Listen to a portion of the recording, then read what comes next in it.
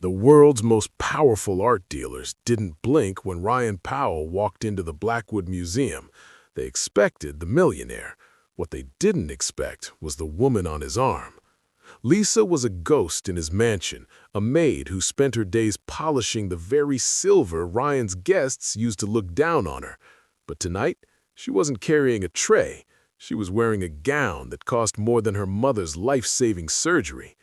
The room was a shark tank of elite egos and sharp whispers, led by the icy Pamela Whitford, who was ready to humiliate Ryan by using Lisa as the ultimate punchline.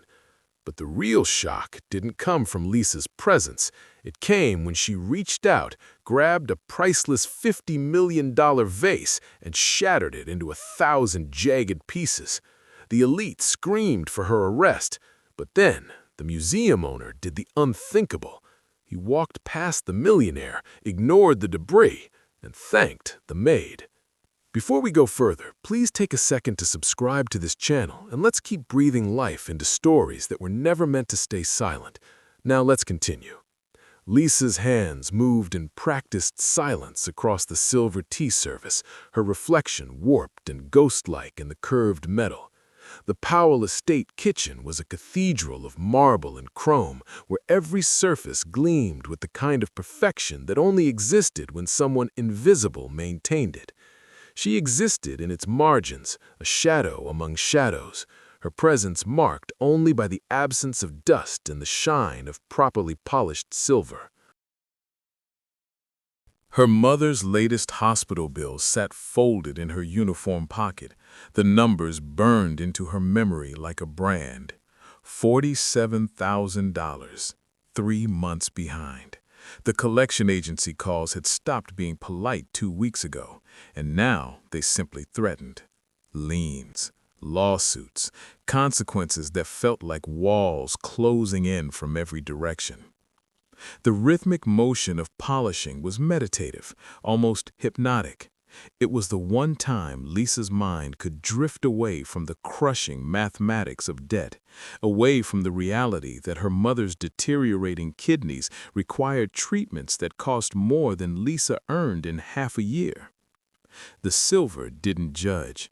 It simply reflected, distorted, and gleamed under her careful attention. She didn't hear Ryan Powell enter. No one ever did. He moved through his own mansion like winter itself, cold and absolute, his footsteps somehow silent despite the Italian leather shoes that probably cost more than her monthly rent. When she finally sensed his presence and turned, he was watching her with those slate-gray eyes that never seemed to blink, never seemed to register emotion or warmth. "Lisa Martinez," he said, not as a question, but as a fact he was confirming. His voice had the quality of expensive machinery, precise and unyielding, every syllable measured and deliberate. "Mr. Powell?" She set down the polished cloth immediately, her heart hammering against her ribs. In 3 years of employment, he'd never spoken her full name. Most days she wasn't sure he knew she existed at all, beyond being the person who ensured his world remained pristine and ordered. Tomorrow evening, the Blackwood Museum. There's an appraisal event, high-profile collectors, authenticated historical pieces. He straightened his cufflinks with mechanical efficiency, his movements as precise as a Swiss watch. "You'll accompany me." The words made no sense. Lisa felt her mouth open, close, open again like a fish drowning in air. "Sir, I don't understand. Don't you mean I should prepare your car, arrange transportation for your guest?" "I mean you'll be my guest." His expression didn't change, but something in the air shifted, became charged with an energy she couldn't name. "The event is a viper's nest of inherited wealth and purchased credentials. I need someone beside me who hasn't been contaminated by their particular brand of greed, someone who sees clearly because they have no stake in the illusions these people maintain." Lisa's mind reeled, struggling to process the absurdity of what he was suggesting. "Mr. Powell, I'm not qualified for something like that. I wouldn't know how to behave, what to say.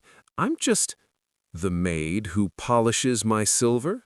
The corner of his mouth moved, not quite a smile, but something approximating human expression.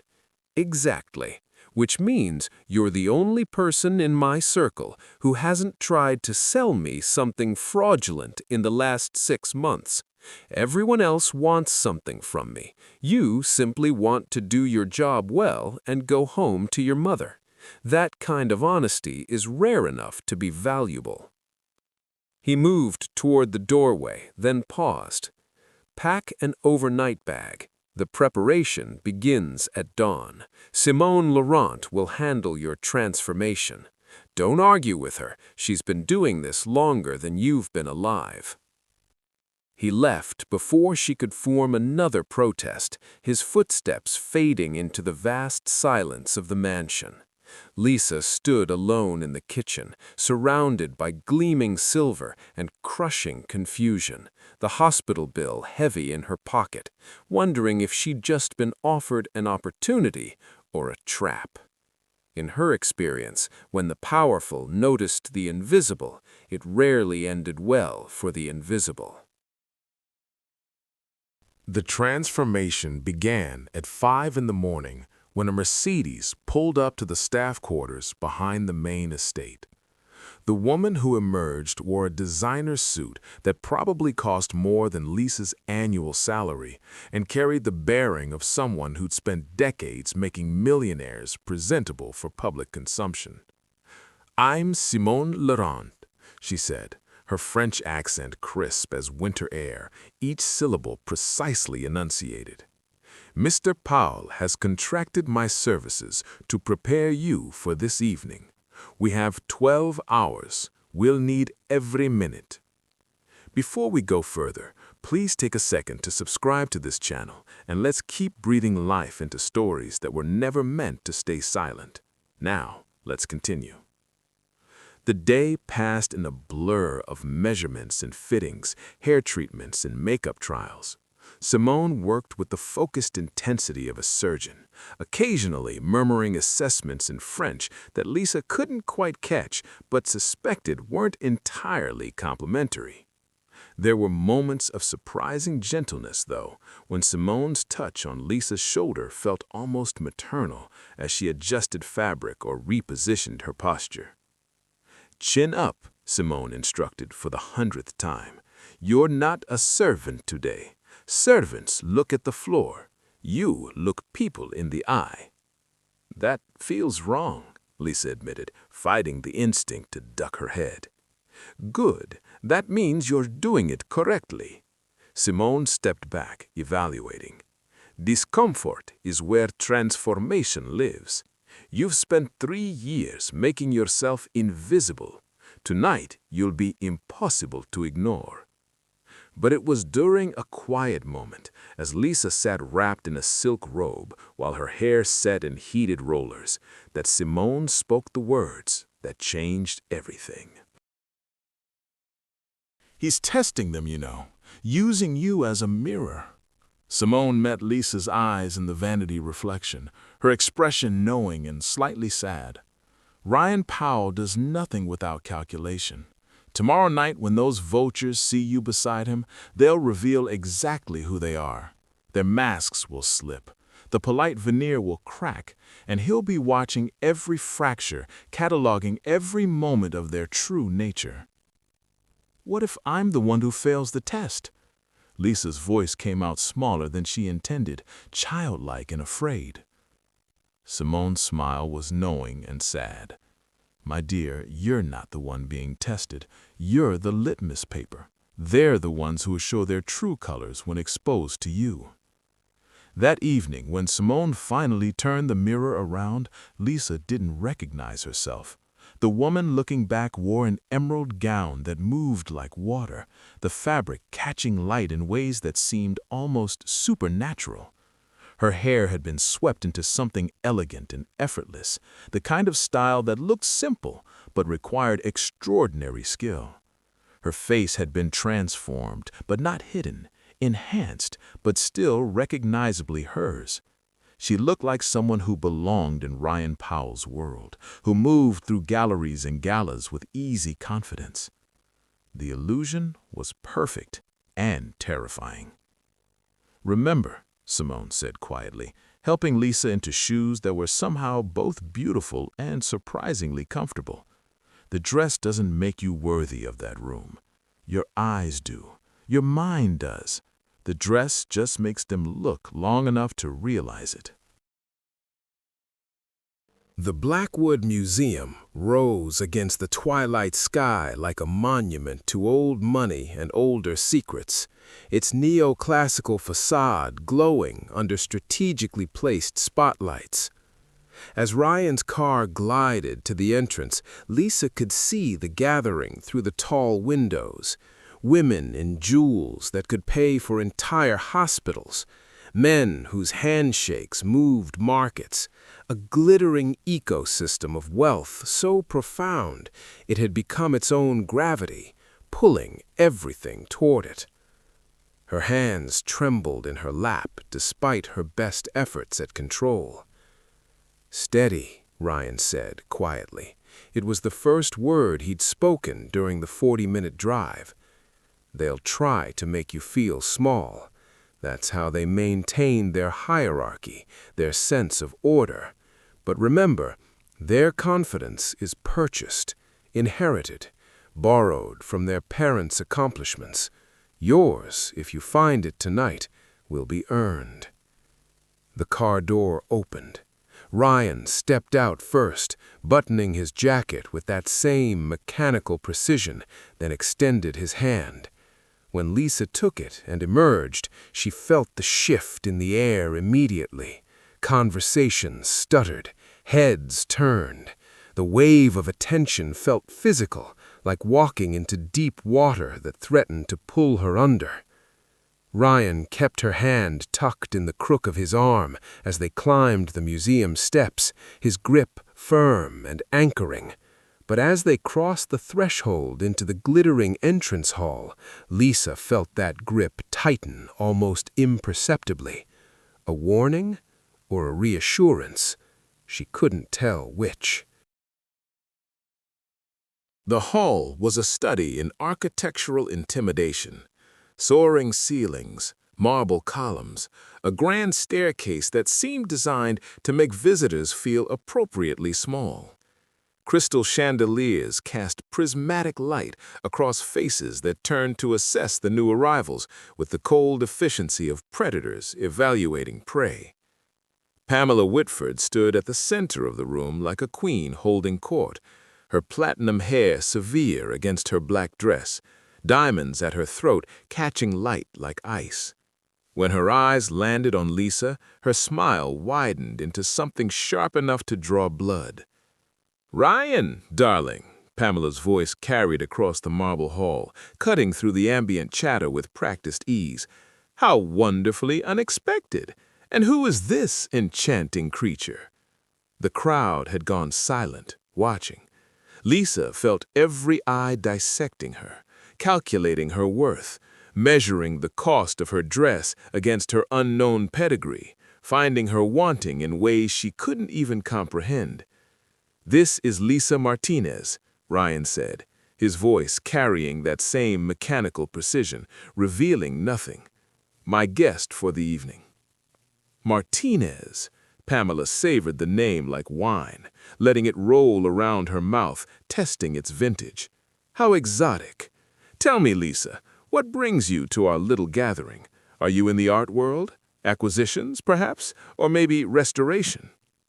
Before Lisa could answer, a man to Pamela's left laughed, a sound like breaking glass, sharp and cutting. "Come now, Pamela, don't be cruel. She's obviously one of Ryan's charity cases. How very progressive of you, Ryan, bringing the help to an appraisal. Is this some sort of social experiment, studying how the other half responds to culture?"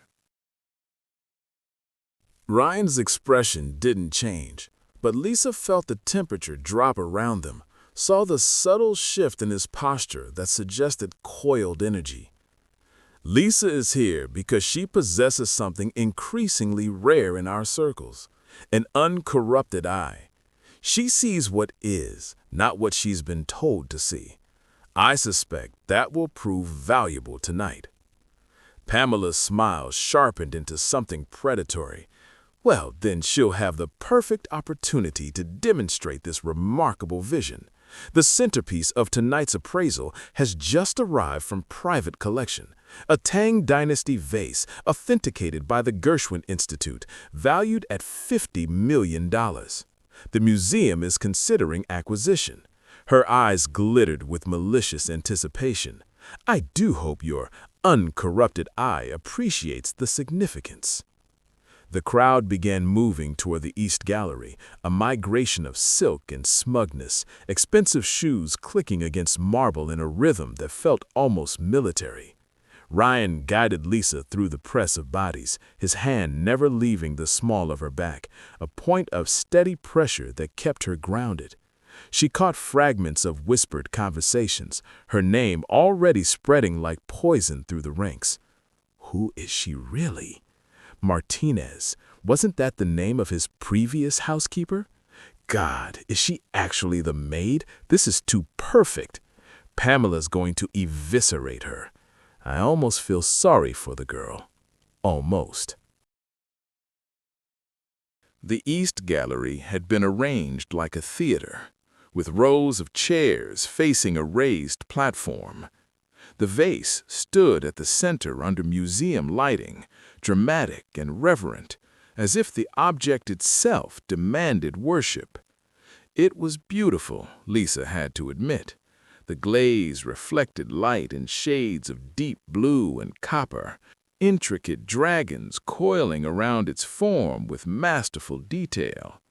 A small placard declared its provenance, its journey through centuries and collectors, each owner more prestigious than the last. The museum owner, a nervous man named David Hastings, stood beside the platform. His hands trembled slightly as he gestured to the documentation spread on a nearby table, thick binders of authentication papers and scholarly analysis. As you can see, the authentication is impeccable. The Gershwin Institute spent 6 months verifying every aspect of this piece. The clay composition, the glaze chemistry, the stylistic elements all correspond perfectly to Tang Dynasty techniques from— "Oh, this will be entertaining," Pamela interrupted, turning to Lisa with theatrical delight. "Tell us, dear, what does your uncorrupted eye see? Please, don't be shy. We're all dying to hear the maid's professional opinion on 8th century Chinese ceramics. Do share your insights." The room erupted in polite, vicious laughter, the sound echoing off the gallery walls. Lisa felt the floor tilting beneath her feet, the weight of their mockery pressing down like physical force. She looked at Ryan, searching for guidance or permission to flee, but his face remained unreadable, those gray eyes watching her with something that might have been expectation. Then she looked at the vase, really looked at it. Something was wrong. Lisa couldn't articulate it at first, just a whisper of wrongness that grew louder the longer she stared. She'd spent 3 years in Ryan Powell's mansion, surrounded by art worth more than small countries. She'd dusted Ming vases and Qing porcelain, moved around Renaissance paintings with reverent care, absorbed their details through countless hours of careful, invisible maintenance. She'd learned to see the way old things carried themselves, the subtle signatures of age and authenticity. This vase was singing the wrong song. "The dragons," Lisa heard herself say, her voice steady despite the terror coursing through her veins. She stepped closer to the platform, her heels clicking on the marble floor, ignoring the rustle of shock behind her. They're beautiful, masterfully executed, but they're wrong.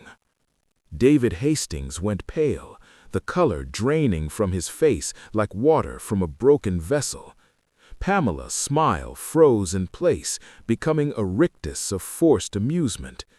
Ryan remained perfectly still, a statue in expensive tailoring, watching. "I beg your pardon," Pamela's voice dripped ice and barely contained fury. "Are you actually suggesting that the Gershwin Institute, with its century of expertise and international reputation, somehow missed—" "The glaze pooling," Lisa continued, her voice gaining strength as certainty crystallized in her mind. She pointed to the vase's base, not touching it but moving her finger to trace the pattern in the air. Tang Dynasty craftsmen were masters of their chemistry. They understood how glaze behaved at specific temperatures, how it would flow and settle. The pooling should be consistent, predictable in its pattern. But here, along this dragon's tail, the pooling is irregular. It breaks the pattern. And the foot ring, she crouched slightly, studying the base from a different angle. It's too uniform. Hand-thrown pottery from that era always shows slight asymmetry in the foot ring, evidence of the potter's hand and the wheel's natural variations. This one is machine perfect. If you believe truth matters more than status, hit that subscribe button. People like Pamela won't, and you need to hear what Lisa did about it. The silence in the room had changed quality, from mockery to something razor-edged and dangerous. David Hastings made a small sound, almost a whimper like an animal caught in a trap. Pamela's face had gone rigid, her carefully maintained composure cracking at the edges. "Ridiculous," Pamela snapped, but her voice lacked its earlier confidence. "David, tell this presumptuous girl she's embarrassing herself. Tell her she's speaking about matters far beyond her comprehension." But David said nothing. His silence was deafening, louder than any confession. "How much did they pay you?" Lisa asked David directly, her voice gentle but unyielding, the question hanging in the air like smoke. How much to authenticate a forgery? How much to stake your museum's reputation on a lie? The room exploded. Voices overlapped in a cacophony of outrage and denial, some defending the vase, others suddenly uncertain, all of them desperate to distance themselves from the unfolding scandal. But Lisa kept her focus on David, watching him crumble under the weight of his own deception, his shoulders sagging as if the burden had become too heavy to carry another moment. "My museum is drowning," David whispered, so quietly that Lisa almost didn't hear him over the chaos. "We're 3 months from closing. Budget cuts, declining donations, competition from digital exhibitions. The board said if we could secure this sale, the commission would save us. It would keep our doors open, preserve our collections, save jobs." His voice broke, hands shaking. Pamela promised the buyers wouldn't look too closely. She said the Gershwin authentication would be enough. She said no one would notice because no one actually looks at art anymore. They just look at provenance papers and price tags. "No one who mattered would notice, you mean," Pamela hissed, her composure finally shattering like the vase was about to. Because who would listen to the Maid? Who would believe the help over the Gershwin Institute, over authenticated documentation, over me? "I would," Ryan said, speaking for the first time since they'd entered the gallery. His voice cut through the chaos like a blade through silk, commanding immediate silence. "I brought Lisa precisely because she would notice what everyone else was paid to overlook. This entire evening was designed to expose a fraud. I've suspected Pamela was orchestrating something for months, watching patterns in her acquisitions, tracking inconsistencies in her sales. I simply needed proof, and more importantly, I needed to see who would maintain their integrity when tested. Pamela's face contorted with rage, the mask of sophistication finally dropping to reveal something ugly beneath. "You smug bastard! You think you're so clever, bringing your little pet to sniff out forgeries like some kind of trained dog? Even if she's right, and that's a very generous if, you have no proof that I knew. The Institute authenticated it. David verified it. I'm simply a potential buyer who was nearly defrauded. My reputation remains intact." She was right, Lisa realized with sinking dread. Pamela had constructed layers of deniability, scapegoats lined up like dominoes. The museum would take the fall. David would be destroyed, his career ended, possibly facing criminal charges. The Gershwin Institute would conduct an internal review and fire some junior authenticator, and Pamela would walk away untouched, her reputation intact, perhaps even enhanced as a victim of this elaborate fraud. Unless someone proved beyond doubt that the vase was fake, unless someone was willing to destroy the evidence to reveal the truth. Lisa walked toward the vase with steady, measured steps. Ryan's hand shot out, catching her elbow, his grip firm. "Lisa, what are you doing?" She met his eyes, and in that moment, something passed between them. Understanding, trust, permission. The recognition that some truths required destruction to become visible. "Proving it," she said simply. Then she reached up, grasped the $50 million vase with both hands, and lifted it from its pedestal. The room went silent, completely, absolutely silent. Lisa could hear her own heartbeat, feel the cool ceramic against her palms, sense the weight of every eye in the gallery. The vase was lighter than it should be, another tell. Authentic Tang Dynasty pottery, with centuries of mineral absorption, would carry different weight. If this were genuine Tang Dynasty pottery, it would have survived 13 centuries of wars, dynasties, earthquakes, and disasters. The clay would be dense with age, the molecular structure transformed by time and mineral absorption.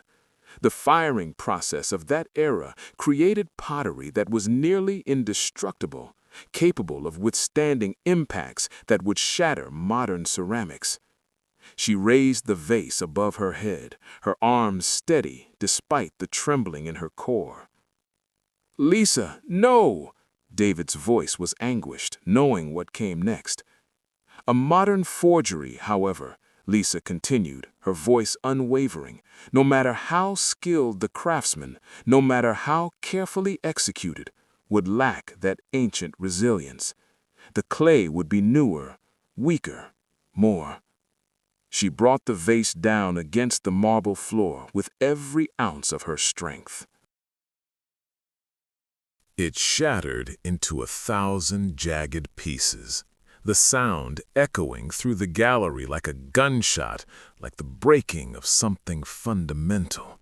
Blue and copper shards scattered across the floor, glittering under the museum lights like broken promises. For 3 heartbeats, no one moved. The world hung suspended.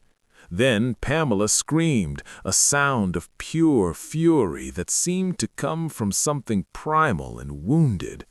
"Arrest her! She just destroyed a $50 million artifact. David, call the police. Someone stop her. Security! She's committed a crime in front of 50 witnesses." The crowd surged forward, voices raised in shock and outrage, phones appearing to document the scandal. But David Hastings did something no one expected.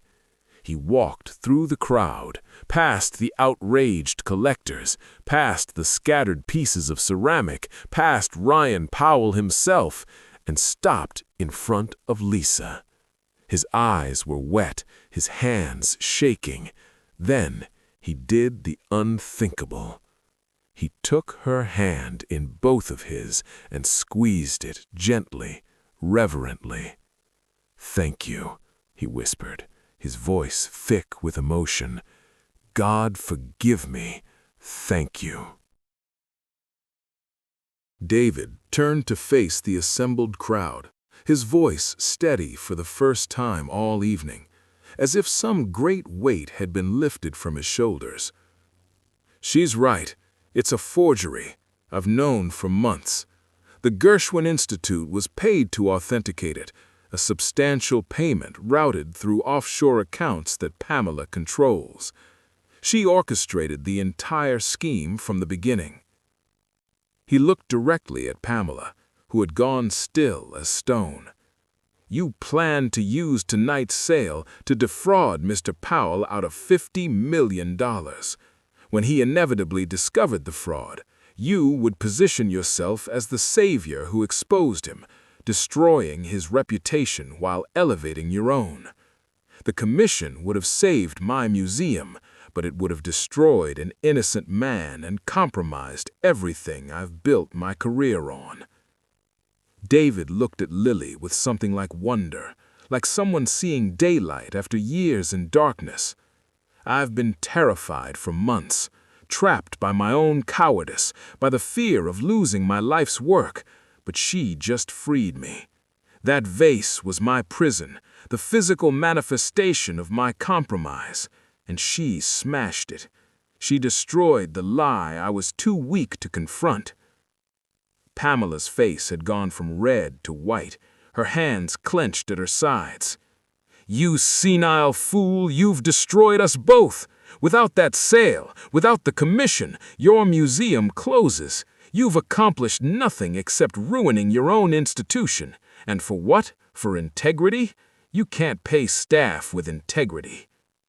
Without that sale, I have my integrity, which is apparently worth more than I thought, more than I remembered it could be. My museum may close, but I'll face that consequence honestly. I'd rather lose everything with my honor intact than save it with my soul compromised." Ryan stepped forward, his phone already in his hand, the screen glowing. "I have recordings of the past hour, including David's confession and Pamela's implicit acknowledgement of her involvement. David, I recommend you contact the authorities before Pamela can construct a more elaborate defense. I suspect the Gershwin Institute will be very interested in reviewing their authentication process and financial records. As for the forgery," he glanced at the shattered pieces on the floor, "I'll have my lawyers contact you about the deception, but I won't seek damages against the museum itself. My issue is with the architect of the fraud, not her victims." The other collectors were backing away from Pamela now, their expressions ranging from shock to carefully cultivated ignorance, already recalculating their alliances, their investments in her influence, the social mathematics of who to support and who to abandon. The mechanics of elite society, Lisa realized, were brutally efficient. Loyalty lasted exactly as long as it remained profitable.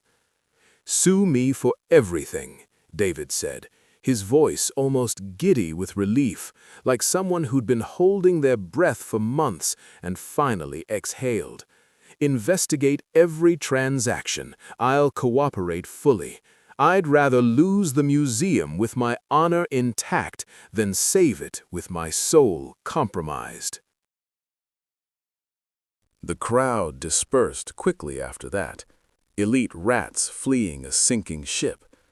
Pamela left in a fury of threats and lawyers, her voice echoing down the marble halls, but her power was already crumbling. The videos were circulating, The whispers had started. By morning, her name would be synonymous with fraud, her reputation destroyed by the very mechanisms of gossip and judgment she'd wielded so effectively against others. Ryan and Lisa stood alone in the gallery among the shattered pieces of the vase. She was trembling now, the adrenaline draining away, leaving her hollow and exhausted. Her hands shook as she stared at the destruction she'd caused, the irreversible choice she'd made. "That was either brilliant or insane," Ryan said quietly. "I haven't decided which." "I destroyed a $50 million vase," Lisa's voice shook, reality crashing down. "Even if it was fake, even if I was right, I just committed an act that could be prosecuted. I destroyed evidence. You saved me from a sophisticated trap that would have cost me far more than $50 million. Ryan's voice softer than she'd ever heard it. Pamela wasn't just trying to defraud me on the vase. She was planning to frame me for knowing it was fake, for using it to manipulate insurance claims and tax deductions. Your instinct, your knowledge, your courage dismantled months of careful planning in under 5 minutes. More than that, you gave David his dignity back."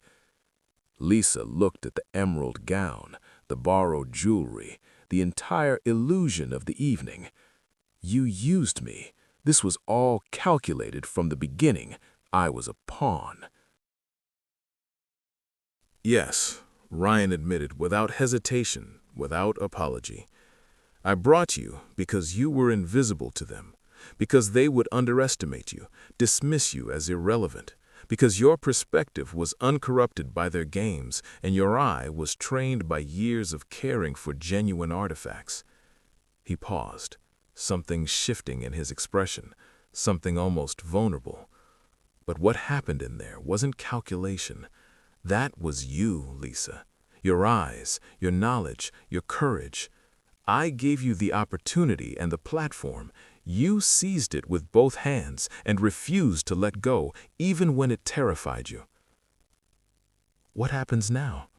Lisa asked, suddenly aware of how close they were standing, how the empty gallery felt intimate rather than vast. "Tomorrow, do I go back to being your maid? Do we pretend this never happened?"